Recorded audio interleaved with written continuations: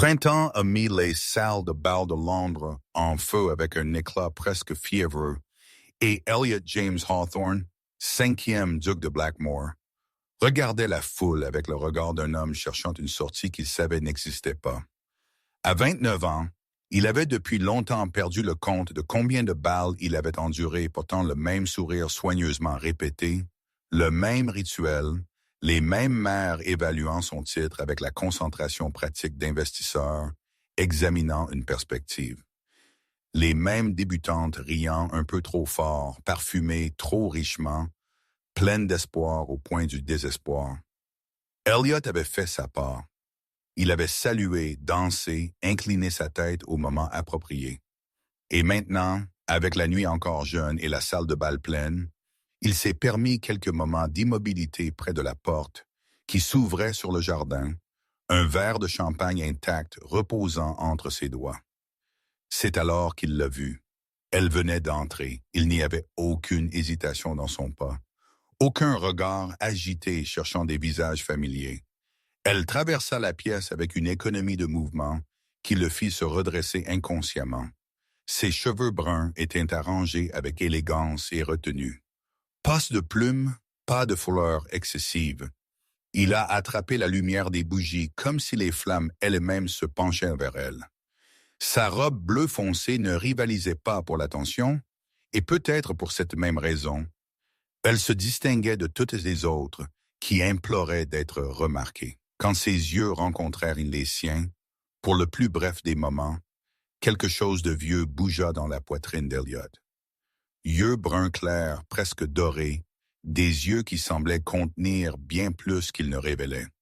Il connaissait ce rythme, la pause avant de répondre, le demi-sourire qui ne se rendait jamais complètement, la légère inclinaison de sa tête alors qu'elle écoutait le gentleman à côté d'elle, comme si chaque mot méritait d'être pesé avant qu'il ne mérite une réponse.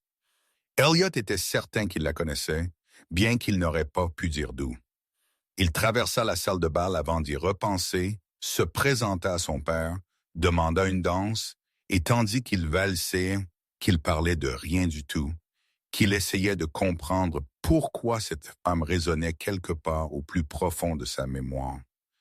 Elle prononça un seul mot, un mot qui a fait basculer le monde sous ses pieds. Dunmore. Le nom frappa l'esprit d'Elliot comme le tonnerre, et alors il comprit. La femme dans ses bras, la femme dont les yeux dorés tenaient maintenant les siens avec un calme dévastateur, était la même dont les lettres gisaient enfermées dans un tiroir à Blackmore. La même femme dont l'intelligence l'avait fait attendre le courrier comme un fou. La même femme qu'il avait renvoyée 8 mois plus tôt avec des mots polis et lâches, convaincu qu'il l'épargnait de ses propres dettes, Claire. La femme qu'il avait jugée trop pauvre pour être sa femme se tenait devant lui maintenant, enveloppée dans une élégance qui n'avait rien à voir avec sa robe, et tout à voir avec quelque chose de stable, d'inébranlable, d'essentiel. La culpabilité tomba sur lui comme du plomb fondu. Ce fut d'un plaisir de vous rencontrer, votre grâce, dit-elle, sa politesse impeccable. Merci pour la danse. Puis elle se détourna, le laissant debout au milieu de la salle de bal comme une colonne de sel, entourée de musique, de lumière et de voix, plus seul qu'il ne l'avait jamais été de sa vie. Le bal venait à peine de commencer, et Elliot James Hawthorne était déjà ruiné. Si cette histoire vous a touché, veuillez envisager de vous abonner à la chaîne et de laisser un j'aime.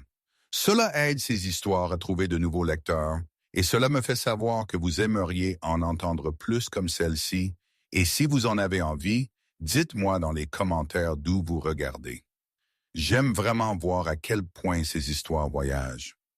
Dis-moi plutôt, le monde de Claire Eliza Fraser ne s'était pas étendu plus loin que les vertes collines et les couloirs silencieux d'un domaine appelé Dunmore, dans les Highlands écossais.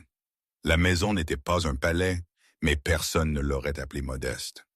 3 étages de pierre grise, de hautes fenêtres qui attrapaient la lumière même les jours les plus sombres, des écuries bien entretenues, et des jardins qu'une arrière-grand-mère avait conçus avec une dévotion attentive des décennies plus tôt. Dunmore avait appartenu à une tante maternelle.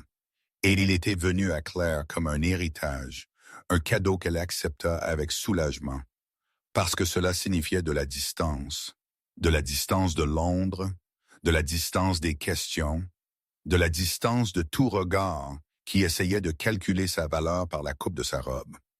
À 24 ans, Claire vivait exactement comme elle avait choisi de vivre.